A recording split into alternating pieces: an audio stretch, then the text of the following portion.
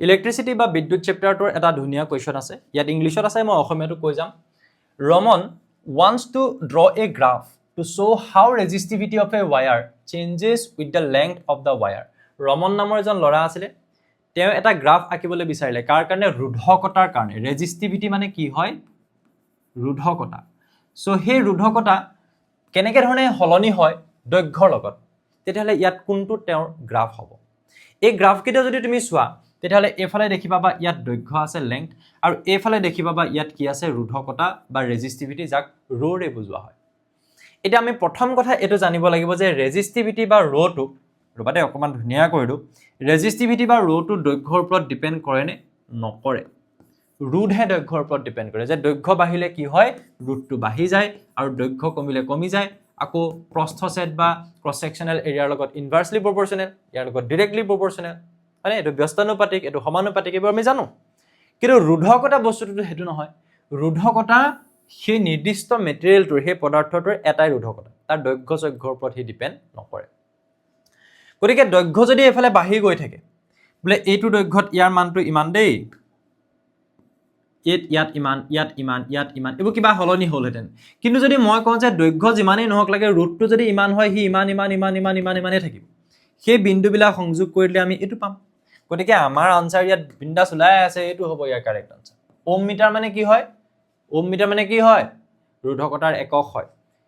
আৰু ইয়াত আমি দেখিছো যে কি হৈছে যে দৈৰ্ঘ্য বাঢ়ি গৈছে কিন্তু ৰোধকতাটো একেই আছে দৈৰ্ঘ্যৰ লগত বেলেগ হোৱা নাই হেতু বুজাইছে হয় নহয় তুমি যদি ধৰি লোৱা মনতে ইনে এটা কিবা এটা তোমালকে মান এটা ধৰি লোৱাছ বুজিবৰ কাৰণে সাপোজ মই কলো 7 এনে কলো হা 7 সো মই কলো যে ইমানটো 7 ইমানটো 7 তাৰ মানে দৈৰ্ঘ্য বেলেগ বেলেগ হৈছে এফালে 1 metre 2 metre 3 metre 4 metre 5 metre 6 metre হয় যিকোনো দৈৰ্ঘ্যতে কিন্তু ৰোৰ মানটো 7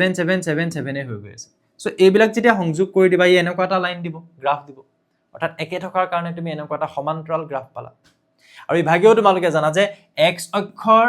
সমান্তৰালভাৱে যদি আমি এডাল গ্ৰাফ পাওঁ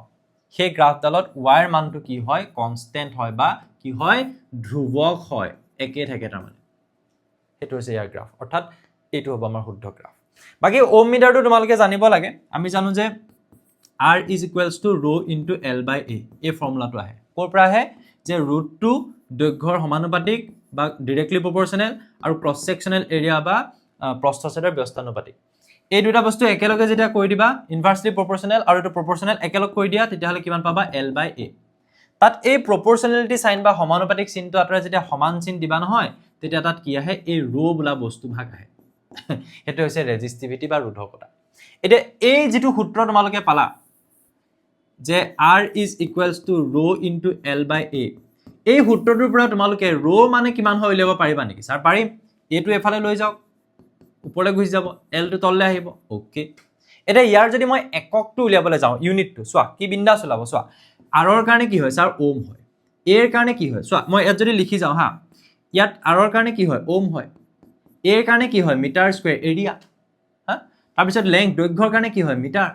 এই স্কয়াৰ আৰু মিটাৰ কেনসেল থাকিলে কি ওম মিটাৰ আচ্ছা তাৰ মানে ওম মিটাৰ বোলা বস্তুটো দেখি আমি ভয় খাব নালাগে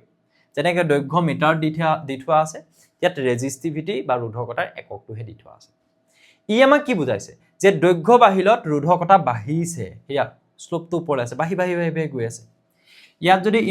ইয়াত ইমান চোৱা ইয়াতকে ইয়াৰ মানটো বেছি হয় নে নহয় ইয়াত তাতকে বেছি হয় নে নহয় সো এই মানবিলাক জয়েন কৰি এটো পাইছা ইয়াত কি বুজাইছে যে এটা নিৰ্দিষ্ট মানে কি হৈছে ৰোধকতাৰ যেটো মান হেতু হলনি হৈছে এটা নিৰ্দিষ্ট দৈৰ্ঘ্যতে ৰোধকতাৰ মানটো হলনি হৈছে ইমানটো এটা দৈৰ্ঘ্য আছে সাপোজ যেনিবা 3 মিটাৰ ইয়াৰ পুনে 3 মিটাৰতে ৰোধকতাৰ মানটো কিন্তু বেলেগ হৈ গৈ আছে নাই এনেকুৱাটো নহয় ইয়াত কি বুজাইছে যে দৈৰ্ঘ্য বাঢ়ি গৈছে ৰোধকতা কমি গৈ আছে এই কমি যোৱাটো বুজায় ইমান আছিল তাৰ পিছত তাতে তললে আহিলে ইয়াৰ পুনে বিন্দুটো চোৱা তাতকে তললে আহিলে ইয়াৰ পুনে বিন্দুটো চোৱা কমি গৈ আছে নাই হেতুও নহয় ইয়াত বুজাইছে যে একে আছে গতিকে এটো আমাৰ ইয়াত শুদ্ধ অপচন